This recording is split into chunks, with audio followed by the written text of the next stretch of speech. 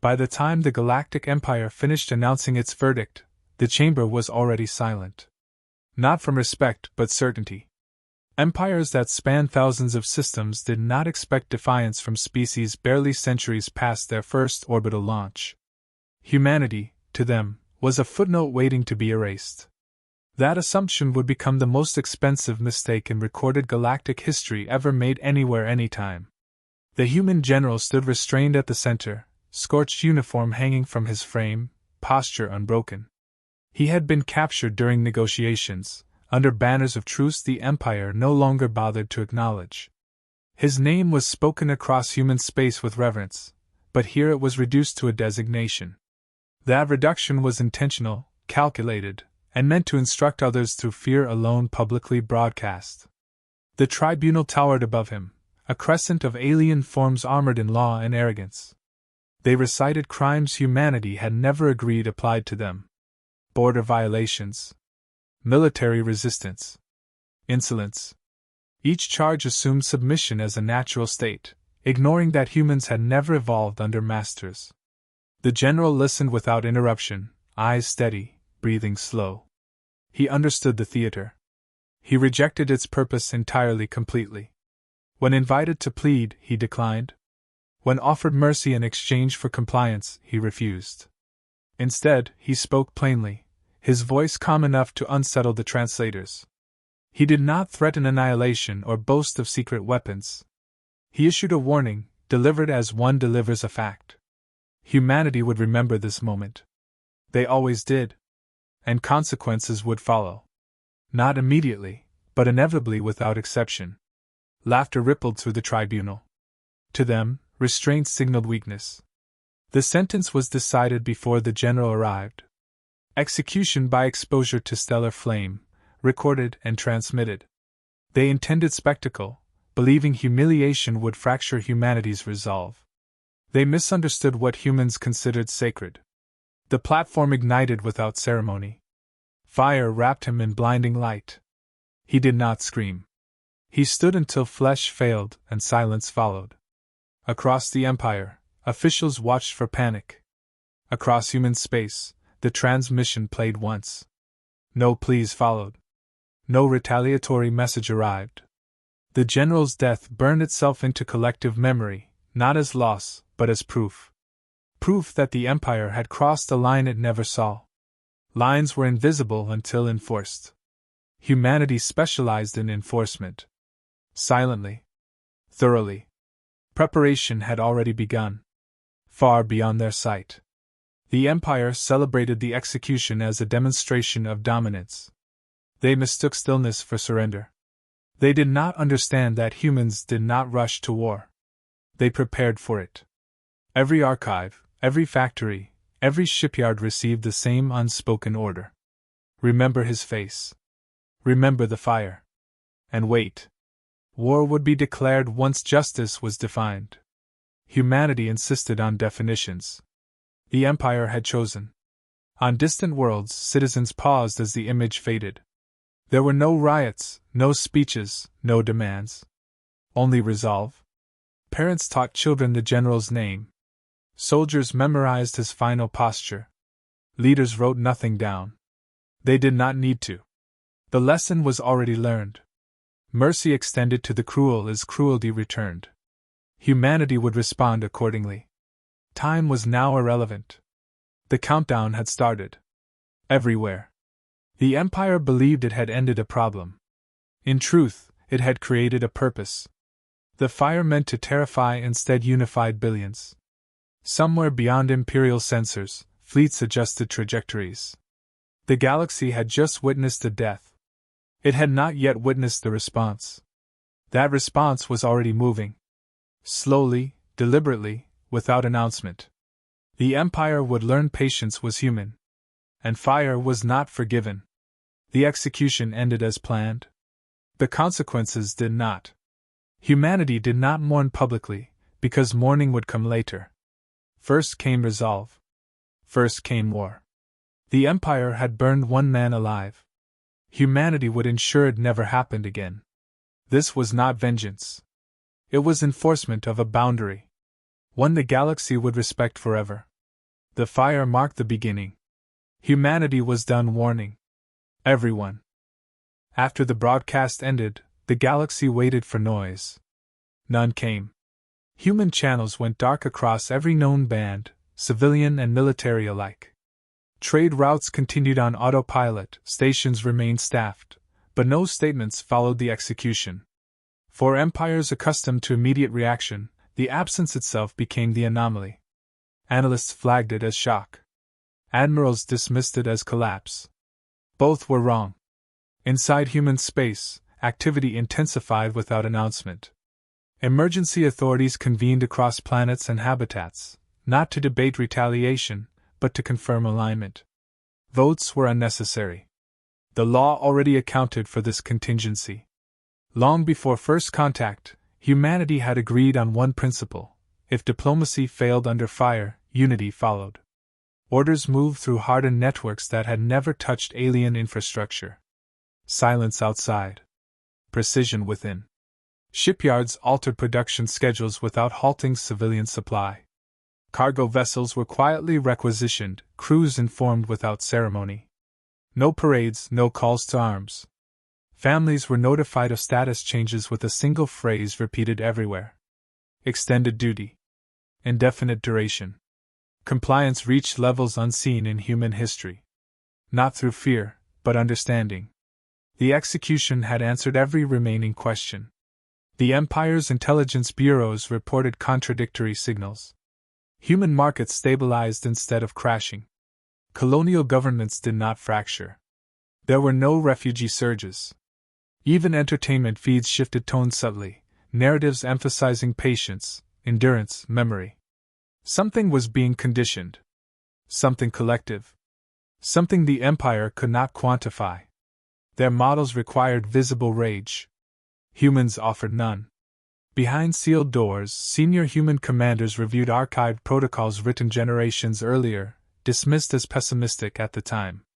Those protocols were now activated in full. Defensive arrays repositioned. Deep space assets altered course. Communication relays were hardened, isolated, duplicated. Humanity did not mobilize as a species preparing to fight. It mobilized as one preparing to endure a long war. That distinction mattered. Across non-human space, observers grew uneasy. Species once subjugated by the Empire recognized the pattern. Silence after insult. Order after injury. The same signs had preceded earlier revolts, smaller ones, crushed quickly.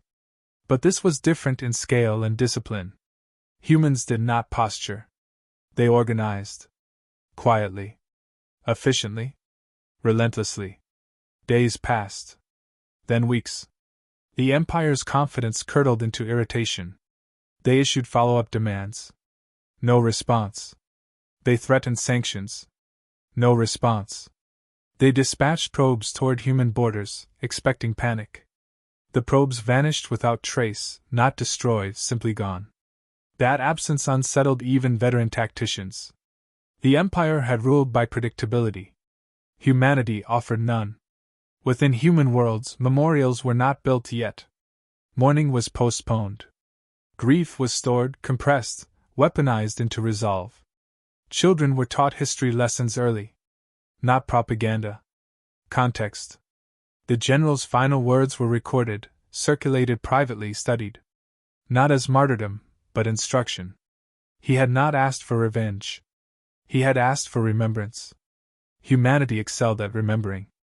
By the time the Empire realized the silence was deliberate, it was too late to reframe the narrative. Other species had noticed. Neutral systems began restricting Imperial access. Supply chains tightened. The galaxy leaned forward, sensing pressure before impact. Humanity still had not spoken. That restraint was not mercy. It was preparation. No species present understood the depth of that readiness. Humanity had converted grief into structure, outrage into doctrine. Nothing had been left to impulse. When the moment arrived, it would arrive everywhere at once. Until then, the galaxy was permitted ignorance. The Empire believed time favored age and size. Humans believed time favored preparation. One belief would survive the collision. The other would be studied as a lesson, quietly, after the silence ended for good. No warning sirens sounded. No countdowns were issued. Only certainty moved forward, unstoppable, unseen. Everywhere. When humanity finally spoke, it did so everywhere at once. Imperial channels froze as a single transmission overrode protocols thought unbreakable. No anthem played. No flags appeared. Only a human voice, measured and unadorned, carrying authority earned through preparation, not volume, announcing that silence had ended permanently for everyone watching. The message contained no insults and no threats. Humanity formally declared a state of total war against the Galactic Empire, citing unlawful execution under diplomatic protection. Responsibility was named precisely. Scope was defined clearly. The declaration ended by stating conflict would continue until accountability, security, and enforceable respect were achieved. There was no pause after the declaration. Human fleets transitioned from passive vectors to synchronized movement across dozens of regions. Observers realized routes had been plotted long before the broadcast. Supply lines aligned. Communication nodes activated redundancies. Humanity had not been waiting to decide. It had been waiting to speak. Imperial Command initially assumed bluff. That assumption lasted minutes.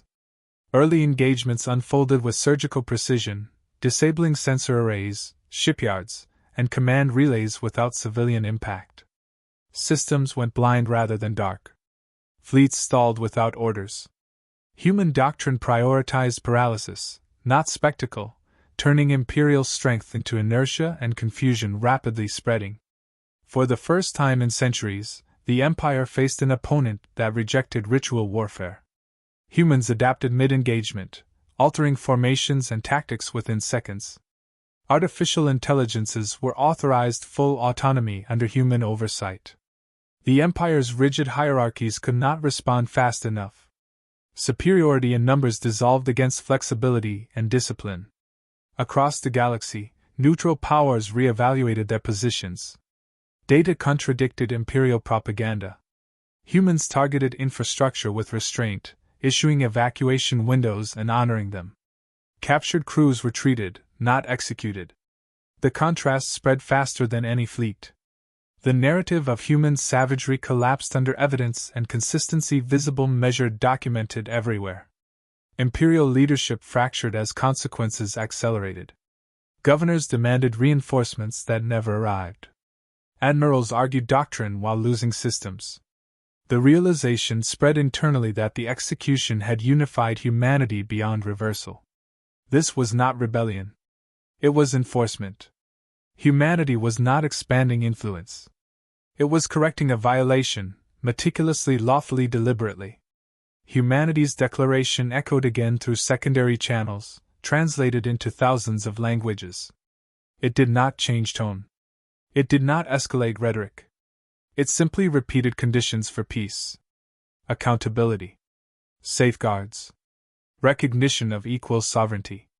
Nothing more. Nothing less. The Empire realized negotiation would now occur only from parity or consequence. Human fleets advanced, not rushing, not hesitating. Every movement synchronized across light years. To human commanders, this war was already mapped as probabilities, not hopes. Losses were expected and accepted. What was not acceptable was uncertainty. The Empire's greatest advantage, its age, offered no answer to adaptability, speed, learning, coordination, resolve. The declaration marked the end of assumptions. Humanity had not been weak. It had been patient. The Empire had mistaken caution for fear and mercy for submission. That era now unfolded in real time. War did not arrive with chaos. It arrived with structure, discipline, and a definition of justice. Imperial citizens began to understand the scale too late. Borders once symbolic hardened instantly. Trade ceased. Communications degraded. The galaxy tilted as momentum shifted. Humanity had spoken once, clearly, and would not repeat itself. Everything that followed was implementation. The declaration was not the start. It was confirmation of intent. From that moment, history reframed the execution. It was no longer an isolated cruelty. It was the catalyst. The Empire had burned a single human alive. Humanity had answered by lighting every star with consequence.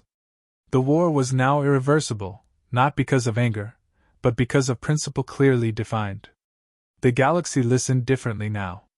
Silence no longer meant uncertainty. It meant momentum. Humanity had crossed from patience into action with terrifying clarity. The Empire faced an enemy that would not posture or panic. It would proceed, step by step, until balance was restored and lines were permanent everywhere forever. The Empire began to lose before it understood it was bleeding. Reports arrived fragmented, delayed, contradictory. Fleets vanished from tracking without catastrophic signatures. Systems stopped responding while remaining intact. Shipyards powered down mid-cycle, workers evacuated unharmed, command corps locked by intrusions that left no traceable origin. This was not conquest. It was disassembly executed with restraint that felt intentional and humiliating. Imperial doctrine relied on overwhelming force and psychological terror. Humans offered neither. They bypassed heavy defenses, struck logistics, severed coordination. Where Imperial fleets expected decisive engagements, they found shifting formations that refused predictability. Humans disengaged when advantage dipped and returned from unexpected vectors minutes later. Every battle rewrote assumptions faster than Imperial command could process. Attempts to adapt failed. Orders moved too slowly through rigid hierarchies. Human commanders delegated authority aggressively, trusting subordinates and machine intelligence to act without delay. That trust compounded speed. Imperial admirals hesitated, awaiting confirmation, trapped by tradition. Ships exploded not from superior firepower but from inferior timing. War favored those who learned fastest. Humanity learned constantly. Across contested regions, non-human populations watched carefully. Imperial broadcasts promised annihilation. Human actions contradicted them. Evacuation corridors were honored. Medical ships were protected. Surrendered crews were returned intact. The contrast destabilized loyalty more effectively than propaganda ever had. Worlds that once paid tribute quietly closed ports to Imperial supply convoys. Compliance eroded without a single threat issued. The Empire escalated, deploying terror weapons banned even by their own law. Humanity responded immediately and proportionally. The responsible fleets were isolated, neutralized, commanders captured alive. Evidence was transmitted publicly, catalogued, preserved. The message was unmistakable. Cruelty would not be mirrored. It would be punished. Systematically. Legally. Permanently. Within imperial councils, panic replaced confidence. Accusations flew. Factions blamed one another for provoking humans, for underestimating them, for ignoring warnings. The execution that once symbolized dominance now resurfaced endlessly, replayed as the origin of every loss. Officials demanded peace talks. Humanity acknowledged receipt and continued operations unchanged. Human strategy emphasized endurance. Production scaled beyond wartime projections.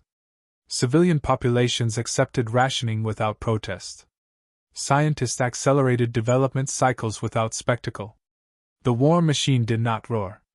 It functioned. Every success reinforced morale not through triumphalism, but validation. Preparation worked. Discipline mattered. Unity held. Imperial counteroffensives collapsed against adaptive defenses. Human fleets anticipated patterns before they fully emerged, exploiting predictive modeling refined through continuous engagement. The Empire discovered that secrecy failed against an enemy that assumed hostility as default and planned accordingly. Surprise ceased to exist. Only probability remained, and humanity managed probability better. As months passed, the Empire's outer territories fractured. Client species declared neutrality or rebellion. Some requested protection directly from humanity, citing restraint as evidence of reliability. Humanity did not accept immediately. Conditions were assessed. Guarantees were required. Even allies were treated with caution. Trust, once broken, demanded structure. The galaxy began to recalibrate its understanding of power. Humanity was not dominant through brutality. It was dominant through coherence. Every action connected to a principle. Every strike served a purpose beyond victory. The Empire had built fear. Humanity built inevitability. One crumbled under pressure. The other advanced regardless of resistance. By the time Imperial leadership acknowledged systemic collapse, the outcome was no longer negotiable. Humanity had not accelerated. It had not slowed. It had simply continued. The Empire realized too late that it was not facing a species fueled by rage. It faced one fueled by memory, discipline, and refusal to allow precedent to stand. The bleed would not stop until accountability replaced arrogance everywhere. When the Empire finally requested cessation of hostilities, the message arrived through channels it no longer controlled. Humanity acknowledged receipt without ceremony. There was no celebration, no victory declaration, only a schedule. Operations would pause once conditions were met, not before. The war had never been about territory or tribute. It had been about consequence, and consequences required completion. Imperial leaders were escorted to neutral space under human guard. They arrived expecting spectacle and found procedure. Evidence was presented methodically. Records of the execution, orders signed, chains of command traced without accusation or theatrics. Responsibility was isolated, not diffused. Those who authorized the fire were named. Those who enabled it were listed. Those who benefited were documented. Accountability was not negotiable. The Empire agreed to terms that reshaped galactic law. Diplomatic immunity was reaffirmed across all species, enforced by shared oversight. Collective punishment was banned. Civilian protection became mandatory, not customary. Humanity did not demand dominance. It demanded structure strong enough to prevent repetition. The galaxy accepted because the alternative had already been demonstrated. The officials responsible for the execution were transferred to human custody. They were not executed. They were tried publicly, with translators, observers, and records preserved. Sentences were proportional, permanent, and visible. The Empire was required to broadcast the verdicts exactly as it had broadcast the fire. Memory was balanced with truth. Human fleets withdrew in stages, leaving behind monitoring stations and mutual defense frameworks. Former imperial territories stabilized under new governance agreements. Trade resumed cautiously. Borders reopened with safeguards. Humanity did not remain as occupier. It remained as guarantor. That distinction mattered, and the galaxy noted it carefully. Only then did humanity allow itself to mourn. Memorials were raised across worlds, not to glorify war, but to mark restraint. The general's name was engraved without titles. His final warning was archived, not dramatized. Children learned it alongside laws and histories, as an example of how far patience could be pushed before it ended. The Empire survived, diminished but intact, carrying the weight of precedent. It no longer ruled through fear. It governed through compliance, and oversight imposed by collective agreement. Other powers adjusted accordingly. No species wished to test the boundary humanity had drawn so clearly. The war concluded without triumphal speeches. Humanity issued one final statement, brief and unambiguous. It did not threaten future retaliation. It simply stated that boundaries, once enforced, would remain enforced. Peace existed because it was protected, not because it was assumed. Across the galaxy, the execution faded from shock into lesson. Fire had been used to intimidate. It had instead revealed resolve. Humanity returned to silence, not as absence, but as watchfulness. The stars did not forget what followed that single act of cruelty. Neither did humanity. History would later summarize the conflict in simpler terms. An empire burned one human alive.